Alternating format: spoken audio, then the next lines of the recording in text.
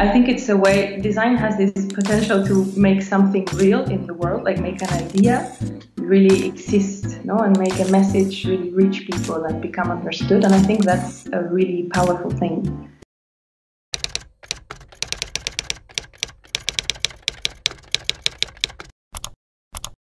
Hi there, everybody. This is Mario. Welcome to another episode of Design Interviews and Questions, where we interview designers and design experts from all around the world. Today, I'm with Marina Pla. She's a graphic designer in Buenos Aires, Argentina, and she's also the founder of Marina Pla Studio. So welcome, Marina. Thanks for being here. Hi, Mario. Thank you for having me. So, if you don't mind, I would start immediately with the initial question, which is, what made you become a designer? Well, I think initially it was really intuition. I'm not sure when we go into college, we are too sure about what the profession is about. But I guess I knew I wanted to work with images and with visual things and with my creativity. But initially, I actually enrolled a different BA. I enrolled a BA it was called Arts and Design, and it was very broad, and it was supposed to involve spatial design and photography and media. And I guess I wanted to do many things. But very, very soon into the degree, I realized that it was so broad that we were hardly giving any specific skills. And I had friends on the graphic design course at the same college, and I started to see the stuff they were producing, and it felt like they were doing some real things, and they were learning some actual skills to make things that related really easily to people and served a purpose and communicated things through posters and magazines. And this kind of really fascinated me. But the year had already started, and there was no room in this course. It was full. So I had to really try to persuade, and I couldn't afford to waste a year because I was studying abroad. So I had to really persuade the course director in the graphic design course to allow me to switch like 4 months into the year. And finally, yeah, I succeeded in persuading him so I could switch. But I think I actually fell in love with the graphic design and with design in general as I worked and as my career kind of progressed, even outside of college. But yeah, I loved my degree, and I'm really happy that I ended up becoming a designer. I think it was quite lucky. And what is design for you? Is it a way of communication?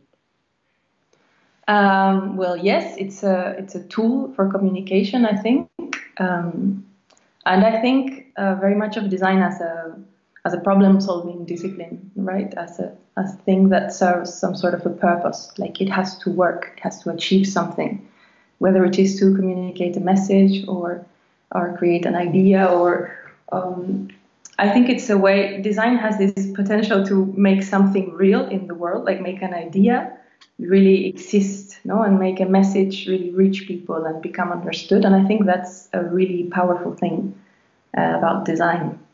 Like it can make things real and tangible before they maybe don't really exist. So yes, I think it's a very powerful discipline, in fact. And I think also, I mean, there's this sense of purpose for me to design, right? But also there's this potential of beauty, no? And I think beauty also is something.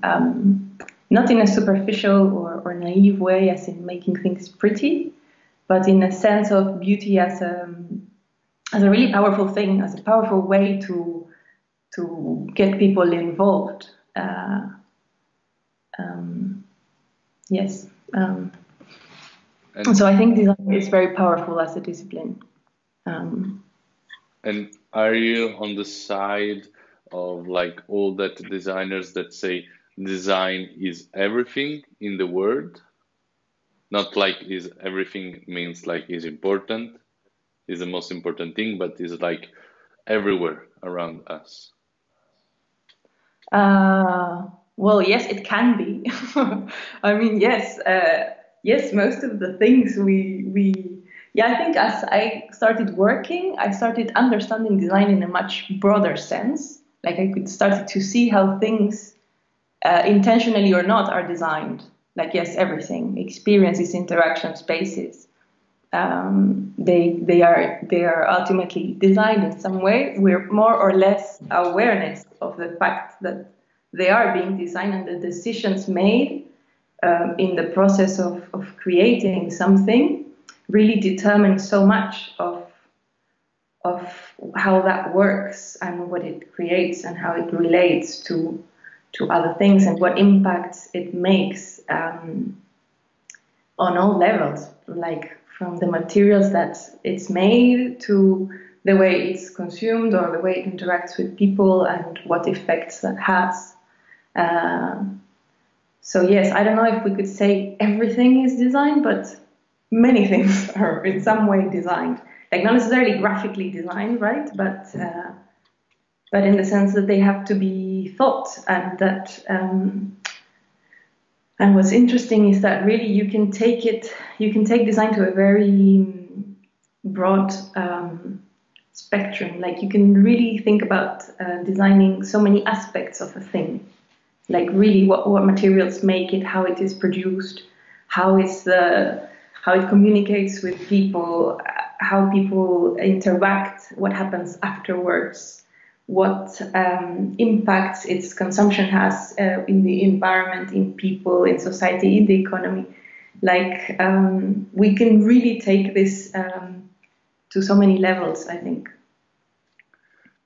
And scratching a bit like the surface of your works, what do you think you create as a designer?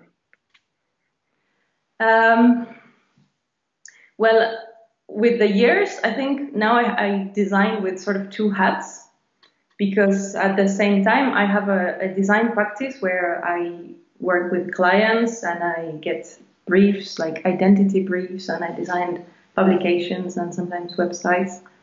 But also I created this second hat as a designer, which has to do more with self-initiated projects, and maybe even we could say a form of activism. So I started finding issues or subjects that really interest me, that really, made me want to produce work. And at some point I realized that I didn't necessarily have to wait for a client to come up with that kind of brief.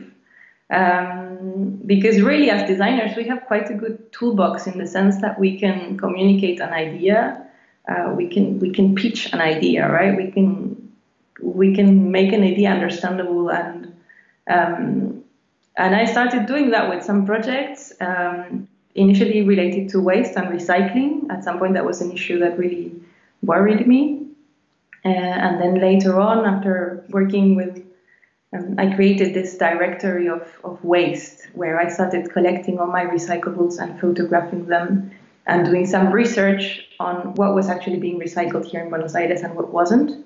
Because I was sure at the time that the problem of waste was because people didn't know how to sort the waste properly, and here this was not very properly communicated.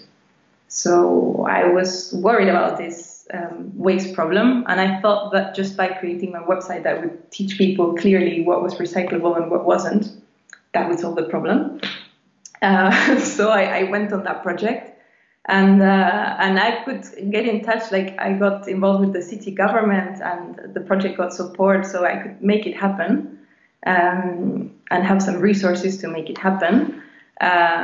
And then, of course, later on, I realized how the problem was much more complex than just getting people to understand how to recycle, and this made me go to another level of the problem of waste and understand how the model in which we produce and consume is a much earlier stage of the problem, and I created a second project together with two friends and colleagues who are not designers, but they are artists and visual communicators as well. And we created this project called Clubdereparadores, where we create these community repair events, and we promote repair, like repairing things like toasters and blenders and jackets and backpacks, as a means of really becoming aware of this disposable habit that we have, where it feels like it's easier to replace things than to fix them, and how this is really unsustainable in a world where we have finite resources, and how this, like, really the events are like an excuse to collectively kind of invite people to think about this and to become aware about how easy it has become for us to throw away and replace, and really to think about what this is made of and where will it go when we throw it away. So we created this project and it became an NGO. 4 years ago, we set up the project as a charity that I'm the co-founder of, and which I co-direct as well. And it's interesting because with this NGO, I kind of created myself a platform to really create design projects, where often I do the graphics, not always, but where I get to play other roles, really, which probably are, at some point I was questioning myself whether that was design as well, or whether I had quit my career as a designer to become an NGO director. But I think that's not really the case. I think I still very much have a designer role in the project, and of course it's difficult because you have to be careful not to end up trying to do things that are really not what I can do best.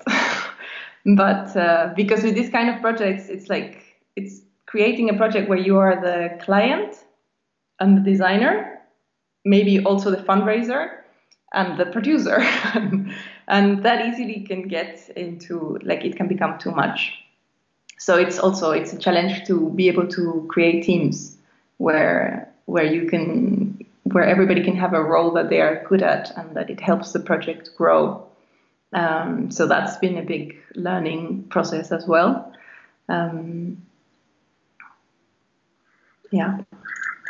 You mentioned before that you have to think about many different things while you are designing, like what is going to be afterwards, how I get in touch with people with my works, and so on.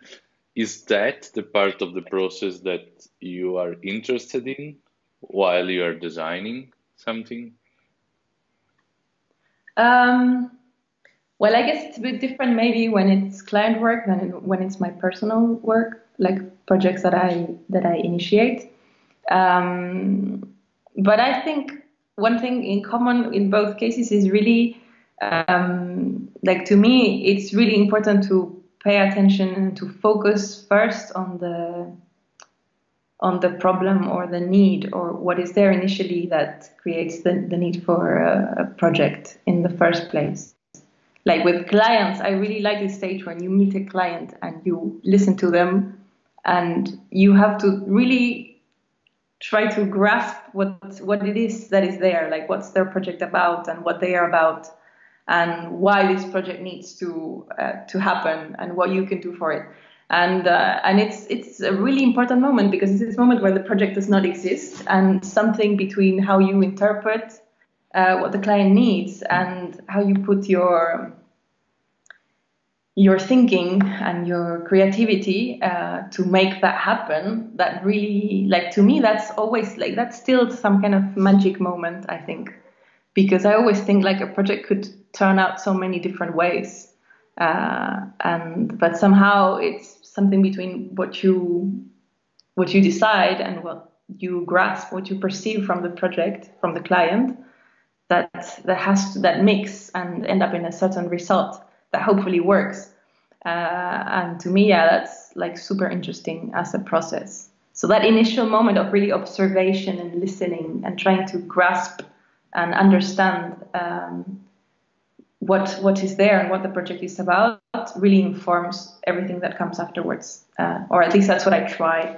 And with the personal projects, in the same way, I often start by reading and writing. Like, writing really helps me. Like, sometimes I write on an Illustrator file, but it helps me to put ideas in order, like to really write down what I think is there, like to list the ideas and the elements, and I don't know. But yes, I think that initial moment of the projects, like the root, like where the idea is is something that I really try to hold on to. And I think I tried for that initial thing to really inform the rest. And do you think perfection exists in design?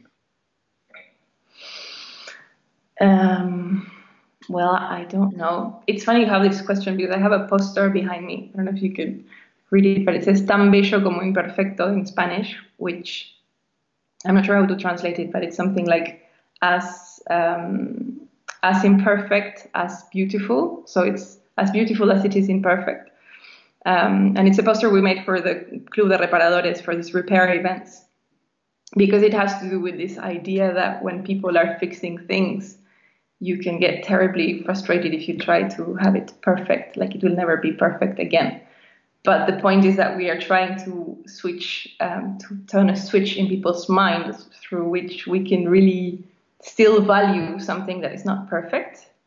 Like culturally, it's so interesting, like what is perfection anyway? Like what is perfection to you, and what is perfection to me, and what is perfection in Japan? Like probably there's very different ways to interpret what perfect is.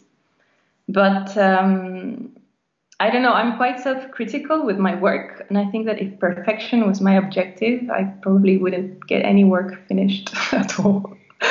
But yeah, I guess it interests me more for work to be effective in some ways than to worry for it being perfect. Like, does it work? Does it get the message across? Does it involve the people that it's intended to involve? I guess to me that's more important than whereas the grid is perfect and I don't know.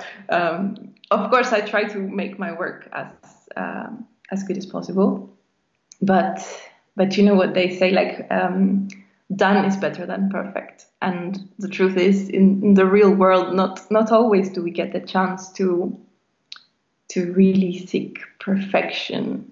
Like often the deadlines comes before we can get anywhere near that, or at least that's my experience, really. And instead, regarding the contemporary design scene, what do you think about that? Well, there's so much great work. It's and there's so much work. There's so much design, so different.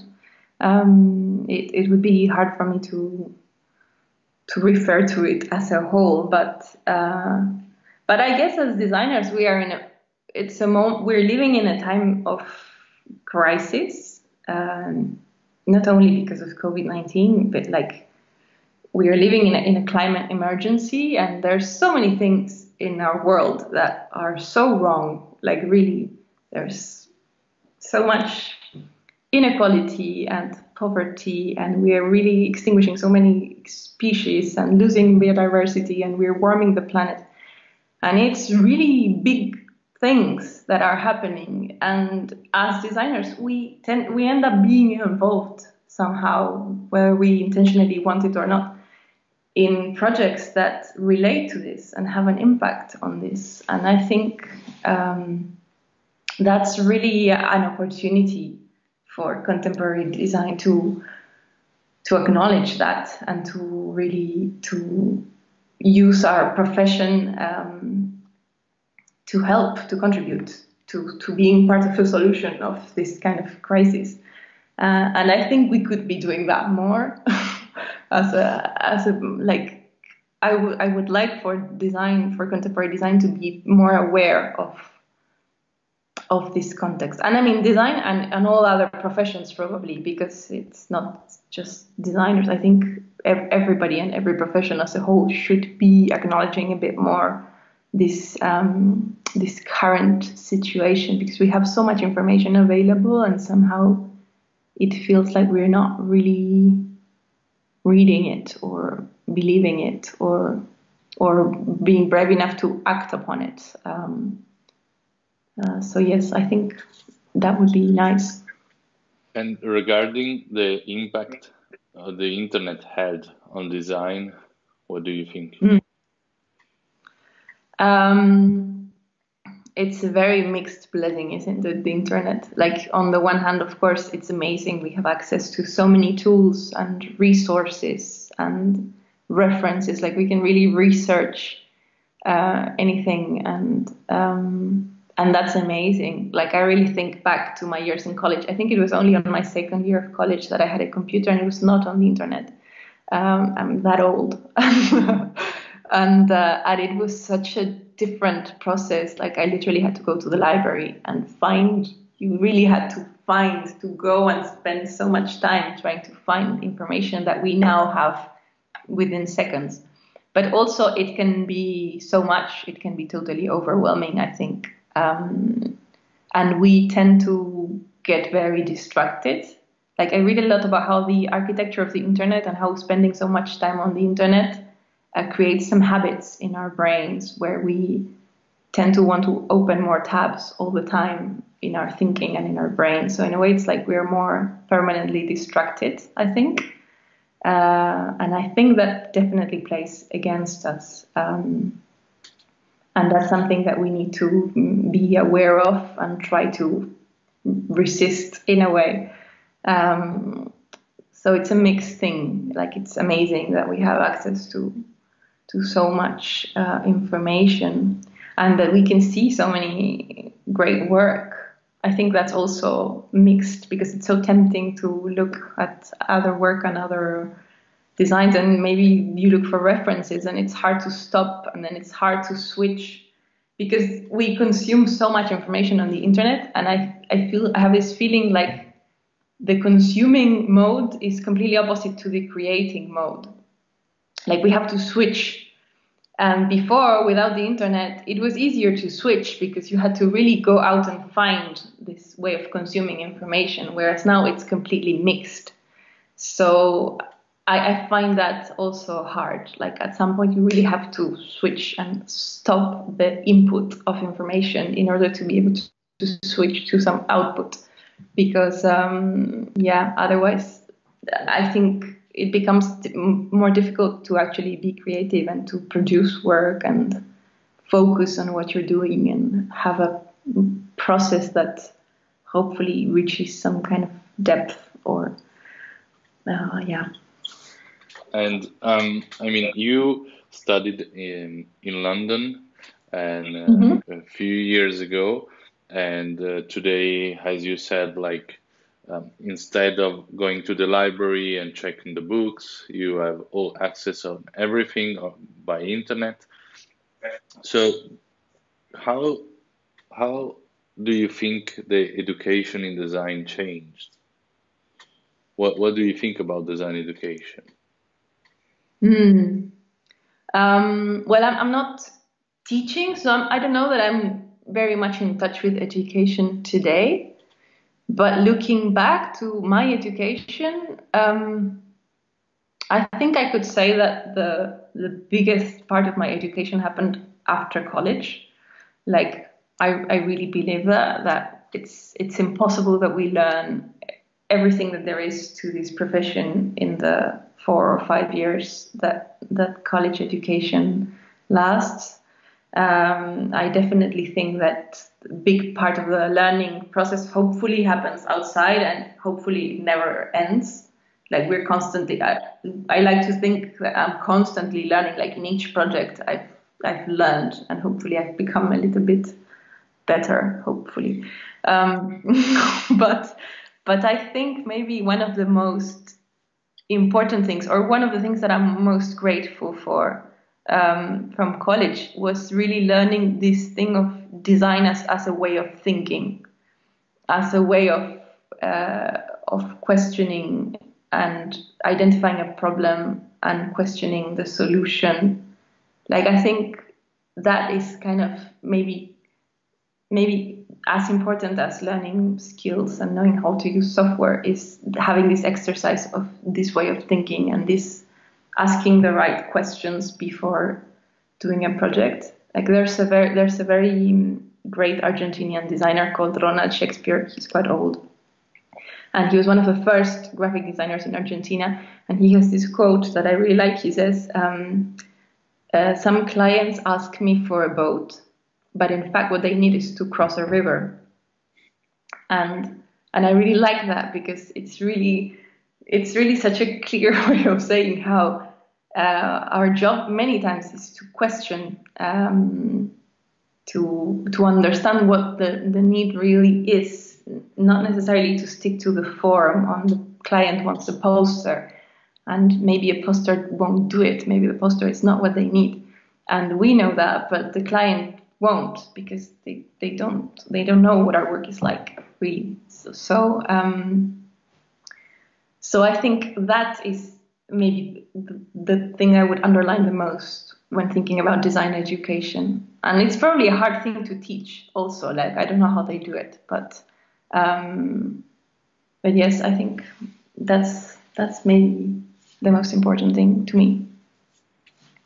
And regarding the role of the designer, of course, comparing with the past is changing a lot, because is gaining the space in the society, is becoming more important day by day.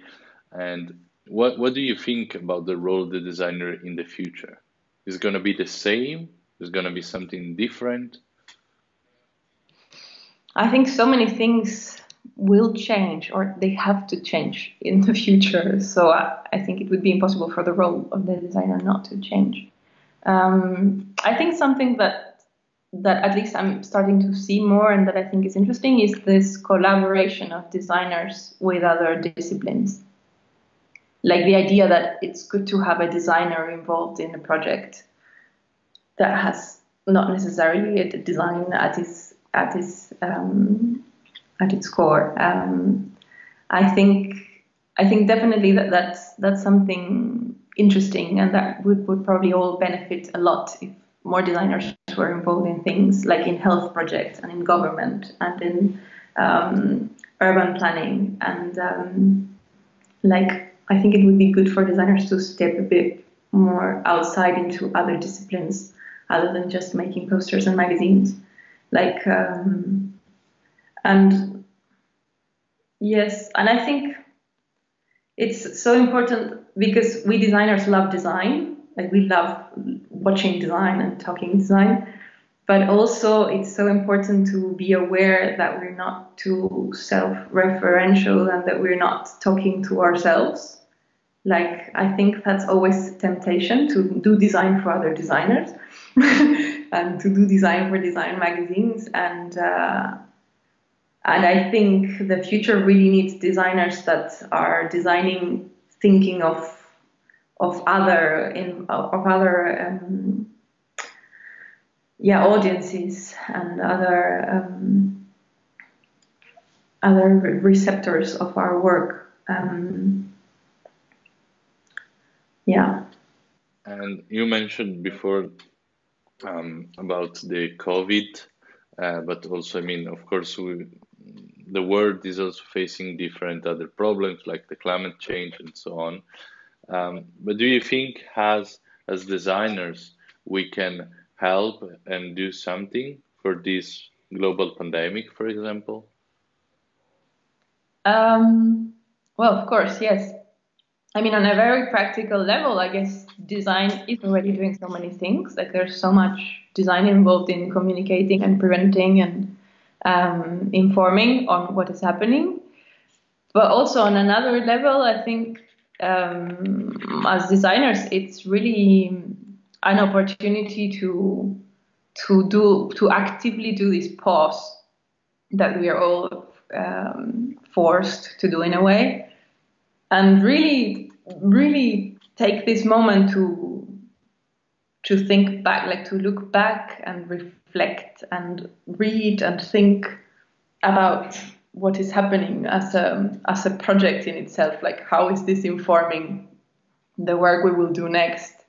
I mean, it's terrible that we're all locked down, but it's also, I hope it will be an opportunity for us all to really halt and not want to rush into going back to business as usual immediately. Like if the printers are closed, I think it's good that we really do this pause. Like a friend said that we have to it's an active pause. We have to actively do this stopping and really take this chance to reflect about what we're going to do next and what it's going to be like when the world is allowed to go out to the streets again and the printer starts printing again. Like what I think it would be sad if we come out of this without having